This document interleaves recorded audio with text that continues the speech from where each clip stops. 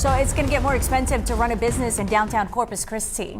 Now, that's because proposed revisions to FEMA maps could put all of downtown Corpus Christi in a flood zone. Well, that would make flood insurance mandatory, and that would make it much more expensive to live or do business downtown. Here's KRIS 6 investigative reporter Jessica Savage now with a look at what lies ahead. City leaders and business owners are facing a tough reality. On one hand, the city of Corpus Christi has spent tens of millions of dollars to maintain the Salt Flats levee and the seawall system. On the other hand, FEMA says that's not good enough.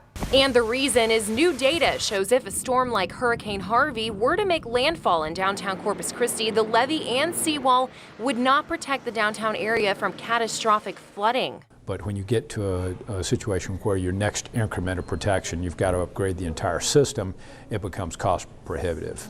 Because of that, for the first time in 30 years, development and flood insurance requirements will have to change.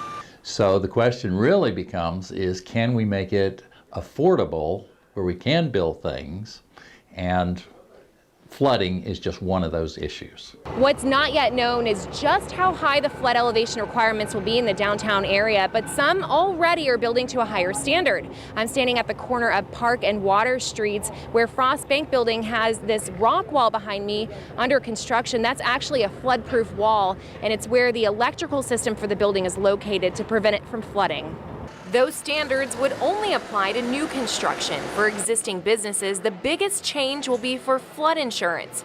It's something that House of Rock owner Casey Lane hasn't had to consider until now. I don't know what the cost difference is going to be for insurance. It could be a lot, could be a little. He's run a music venue for 14 years with his most recent addition, a pizza kitchen that stays busy over the lunch hour.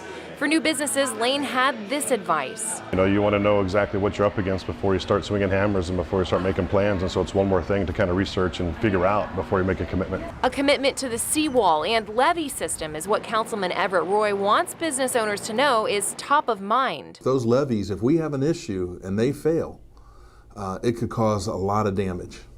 And that's something that we've got to continue to work on maintenance-wise to ensure that we protect the businesses and the residents and the people that are in that area. Since the flood maps are not final yet, there's no way to know exactly how much more expensive it will be to develop property or to carry flood insurance.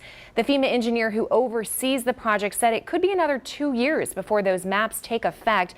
But something that business owners can do right now is buy flood insurance. That way, when the new maps take effect, business owners will be grandfathered in at the less expensive rate. Jessica Savage, 6 Investigates.